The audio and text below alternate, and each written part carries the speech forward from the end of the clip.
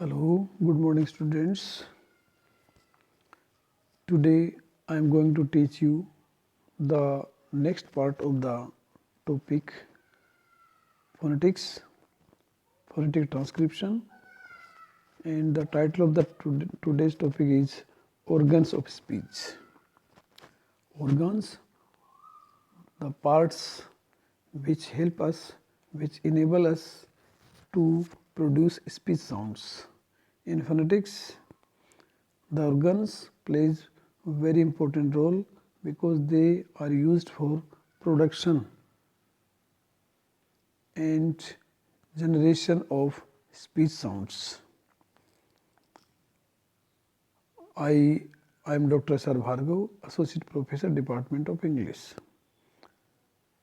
As an introductory part, I tell you that organs of the speech are speech sounds which are needed for airstream mechanism.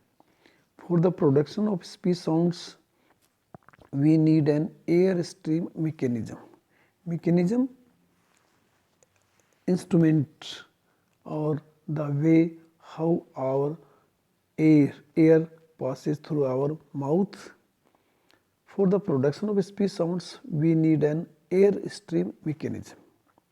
There is a diagram in which the passing or the passage of air is shown, presented whether the air passes from mouth or from nose.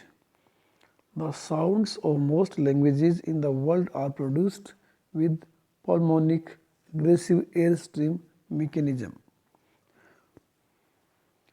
Phonetics की sounds में बताया गया किस प्रकार से जो ध्वनि से संबंधित हमारे बोलने का जो उच्चारण है उसका माध्यम प्रस्तुत किया जाता है, उत्पन्न किया जाता है। हवा का हमारे मुंह है, हमारे नाक इत्यादि के माध्यम से कैसे प्रवाह होता है। संसार में इस मैकेनिज्म, हवा का जो प्रवाहित करने वाला जो मैकेनिज्म है, तंत्र है, उसमें भाषाओं की विभिन्न ध्वनियों का उत्पादन प्रस्तुत होता है। The air that we breathe out comes out of the lungs. फेफड़ों के माध्यम से भी जो एयर है उसको श्वास के माध्यम से बाहर आती है। We can say that when we take breath, it is lungs which play important role because with the help of lungs the passage of air takes place. Before it gets out into the outer atmosphere, various organs in our body convert it into speech sounds. Lungs are very important. They are central because the air, passing of the air passes through lungs and thereafter so many organs. When it comes out in outer contact, various organs are active. These are called the organs of speech. इसे ही हम organs of speech कहते हैं क्योंकि फेफड़ों के माध्यम से जो हवा पास होती है शरीर के दूसरे पार्ट्स में वो जाती है तो हम उसे organs of speech के नाम से जाने जाते हैं। The organs of speech can be divided into 3 groups. इस चैप्टर को, organs of speech को हम 3 समूह में बांट सकते हैं। The respiratory system, the phonatory system, the articulatory system.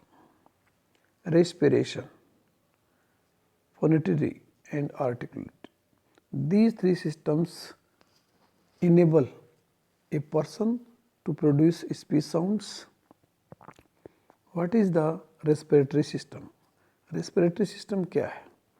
इसमें फेफड़े शामिल होते हैं, lungs, muscles of the chest, हमारा जो छाती है उसकी मसल्स भी शामिल होती हैं, एंड द विंड पाइप, हमारे जो गले में जिसके माध्यम से श्वास नली होती है, वहाँ से हम श्वास लेते हैं, वो भी रेस्पिरेटरी सिस्टम में बहुत ही भूमिका अदा करती है।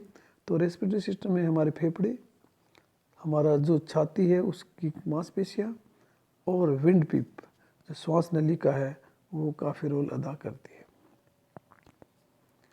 तो फोनेटरी सिस्टम जो साउंड का मेन पार्ट होता है उसमें लैरिंग्स शामिल होते हैं। लैरिंग्स ये गले के साइड में जो पार्ट होता है वो हवा को फेफड़ों के माध्यम से बाहर करती है। And third, the articulatory system. Articulatory system में how is the articulation of the system comprises the nose. इसमें हमारी नोज शामिल होती है, टीथ शामिल होते हैं, टंग जिह्वा शामिल होती है, the roof of the mouth हमारे मुंह का ऊपर का जो तालू है वो शामिल होता है, एंड द लिप्स हमारे लिप्स और शामिल होते हैं। रेस्पिरेटरी सिस्टम किस प्रकार से फंक्शन करता है, वर्क करता है, इसको भी हम 3 भागों में बांटते हैं। There are 3 air stream mechanisms, they are pulmonic, ingressive and egressive, glottalic, pharyngeal and velaric oral air system mechanism. हवा का जो संचरण है, प्रवाह है, वो हमारे गले में किस प्रकार से 3 भागों में जाता है। हमारे जो ग्लोटिस हैं, वेलरिक हैं, इस मौखिक सिस्टम के माध्यम से जाते हैं। नेक्स्ट है द फोनेटरी सिस्टम। फोनेटरी जैसे कि नाम से लगता है, स्पीच साउंड का इसमें रोल है। The larynx is situated at the top of the wind पिप। श्वास नलिका के बिल्कुल ठीक टॉप पे लैरिंग्स नाम का पार्ट स्थित होता है जो हमारे हवा के सिस्टम को श्वास नलिका के माध्यम से ऊपर ले जाता है। And the air from the lungs, हमारे जो फेफड़े लंग्स हैं उसमें भी हवा का प्रवाह वहीं से होके जाता है। The air from the lungs has to pass through the wind pipe and the larynx. अब हवा का जो प्रवाह है वो फेफड़ों से तो होता ही है, श्वास नलिका के माध्यम से, फिर लैरिंग्स के माध्यम से ऊपर जाता है जो हमारे माउथ की तरफ प्रवाहित करता है। In the larynx there is a lip like structure called the vocal cords. Larynx में वोकल कॉर्ड्स होते हैं जो हमारे संगीत के लिए या उच्चारण के लिए कारगर होते हैं। इसमें लिप लाइक स्ट्रक्चर हमारे होठ की तरह से एक आकृति होती है जिसको वोकल कॉर्ड्स कहते हैं। वोकल कॉर्ड्स का स्पीच साउंड्स में बहुत ही इम्पोर्टेंट रोल होता है। Sounds produced with wide open glottis are called voiceless sounds. कुछ ध्वनि का उच्चारण ग्लोटिस को खुले रूप में यूज करके प्रोड्यूस किया जाता है। उनमें हवा का संचरण बिना किसी अवरोध के, रुकावट के होता है, स्मूथली उससे हम प्रोड्यूस कर सकते हैं। जैसे for example peel, ten, thin, ये वॉइसलेस साउंड्स हैं। देयर इज़ नो फ्रिक्शन, कोई फ्रिक्शन नहीं होता है, न कोई रफनेस होती है। There is a smooth way of production. Sounds produced when the vocal cords vibrate are called voiced sound. कई शब्द ऐसे होते हैं जिनको बोलने में थोड़ा वाइब्रेशन होता है, थोड़ी सी खराश होती है, थोड़ा सा अवरोध आता है। There is a friction in the way of production of speech sounds that is called voiced sounds. जैसे bead, there is a friction. जज, जू, ऐसे में देयर इज ए वाइब्रेशन, एक प्रकार से हलचल होती है, थोड़ा सा हलचल कंपने वाली सी होती है जिसको हम वॉइस्ड साउंड कहते हैं। वॉइसलेस साउंड्स में there is no friction, there is no vibration. The articulatory system, the roof of the mouth comprise the teeth ridge. अब हमारे जो मुंह की जो छत है, मुंह की छत का मतलब मुंह का ऊपर का जो तलवा है, तालू है, उसमें टीथ रिज हमारे दांतों की साइड्स होती हैं। हार्ड प्लेट ऊपर का जो टाइट प्लेट है, तालू बोलते हैं उसको। द सॉफ्ट प्लेट, जीभ से नीचे का पार्ट जो उसका भी सॉफ्ट होता है। And the uvula, speech sound का प्रयुक्त भाग। ये इम्पोर्टेंट होती है जो साउंड प्रोड्यूस में वॉइसलेस और वॉइस्ड साउंड्स को प्रोड्यूस करते हैं। And now we have oral and nasal passage of air. हवा मुंह के माध्यम से और नाक के माध्यम से भी गुजरती है, जिसमें जीभ का काफ़ी रोल होता है। The tongue, we divide the tongue into the lip tip. जीभ को भी हम कई पार्ट्स में बांटते हैं, top, bottom, lower, upper. The blade, the front, the back, the roof of the tongue. Position of the lips, होठ का भी इसमें काफ़ी रोल होता है कि मुंह को अगर हम दोनों होठों को अगर जोड़ के बोलते हैं तो पी बे की आवाज़ आती है, पे और बे की। लेकिन बिना होठ के भी हम आवाज़ बोल सकते हैं, जैसे टिन, रिन। इसलिए राउंडेड एंड अनराउंडेड, होठ की जो सिचुएशन है, आकृति है, वो राउंडेड है when we pronounce P and B, unrounded when we use unpronounced or rough words. Rounded, coat, put, fool, etc. Unrounded, seat, sit, sat, etc.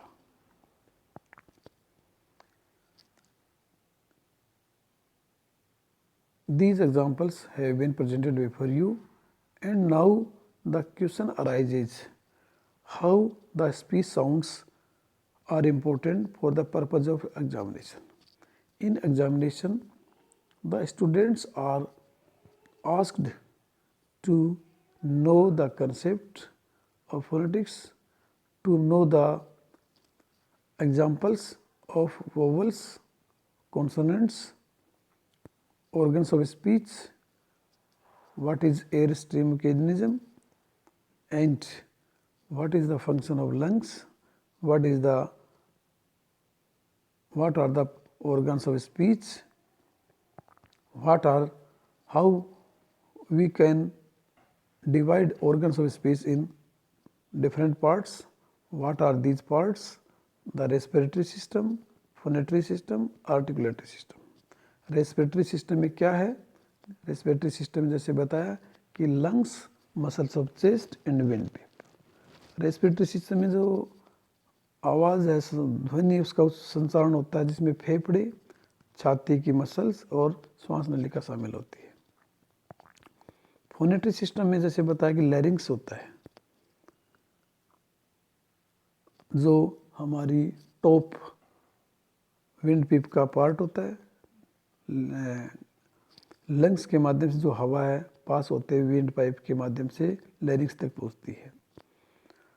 Articular system में कुछ चीज़ें हैं, जैसे nose, teeth, tongue, roof of mouth and lips को present किया गया है। Respiratory system में बताया किस प्रकार से साउंड प्रोडक्शन में, स्पीच साउंड प्रोडक्शन में हमारी जो एयर मैकेनिज्म है वो काम करती है। कुछ पार्ट्स इसमें जैसे पल्मोनिक, इनग्रेसिव एग्रेसिव रूप में, ग्लोटिस का जो फेरेंगल में, वेलरिक जो मौखिक तौर पे एयर स्ट्रीम मैकेनिज्म को प्रभावित करती है। फोनेटरी सिस्टम में लैरिंग्स का रोल बताया कि विंड पिप श्वास नलिका के ठीक टॉप में होता है। हवा फेफड़ों के माध्यम से गुजरती है, फेफड़ों के माध्यम से वही हवा श्वास नलिका और लैरिंग्स में जाती है, और लैरिंग्स एक लिप लाइक स्ट्रक्चर है जो वोकल कॉर्ड्स को प्रेजेंट करती है। वॉइसलेस और वॉइस्ड साउंड्स का भी बताया गया कि वॉइसलेस साउंड्स क्या हैं। वॉइसलेस साउंड में हम कोई फ्रिक्शन नहीं होता है, कोई वाइब्रेशन नहीं होता है, बिल्कुल स्मूथली वे में, जैसे पील, टेन, थिन। साउंड जो वॉइस्ड होती हैं उसमें वाइब्रेशन होता है, बोलते फ्रिक्शन का यूज होता है, बीट, जज। आर्टिकुलर सिस्टम में माउथ में टीथ रिज होती है, हार्ड प्लेट होती है, सॉफ्ट प्लेट होती है, यूला होता है। अब हवा का जो पैसेज है वो नाक और मुंह के माध्यम से होता है, जिसमें जीभ को कई पार्ट्स में बांटते हैं, टिप, ब्लेड, सामने, फ्रंट, बैक, रूफ। लिप्स की पोजीशन कैसी होती है? राउंडेड, गोल, और अनराउंडेड बिल्कुल चपटा। राउंडेड जैसे कोट है, पुट है, फूल है, एटसेट्रा। अनराउंडेड में seat, sit, set, etcetera. Thanks students, chapter यही ख़त्म होता है और आपको फोनेटिक्स में बहुत कुछ आई थिंक समझ में आया होगा। प्रैक्टिस कीजिए और अपने आप को थोड़ा सा तैयार कीजिए। आपके नाइस कोऑपरेशन के लिए बहुत बहुत thanks again, and we will see the next topic very soon. Thank you.